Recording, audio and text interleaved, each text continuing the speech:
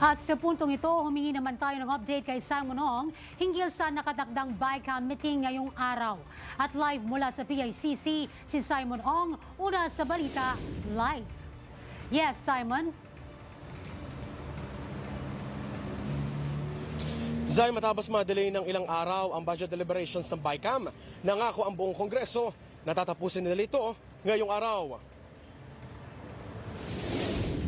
Tinatayang 11 ahensya na lang ang kailangan nilang plansyahin para matapos ang BICAM. Ayon sa mga kongresista, bagamat mayroong pang sapat na araw, kailangan matapos ang BICAM ngayon bago umabot ang Kapaskuhan. Binigyan din nilang gagawin nila ang lahat ng kanilang makakayanan kahit holiday season para maratipikahan ang pambansang budget sa 2026.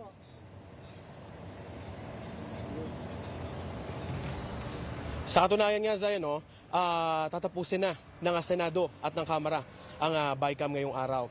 Naging produktibo rin ang kanilang pagpupulong kahapon o ang pagdeliberasyon kahapon kung saan 20 mga ahensya na ang kanilang aprobado. At ngayon, tinatayang 11 na lang ang kailangan nilang aprobahan para maipasa na itong BICAM. Bago pa ito malagdaan ni Pangulong Ferdinand R. Marcos Jr. bago magbagong taon.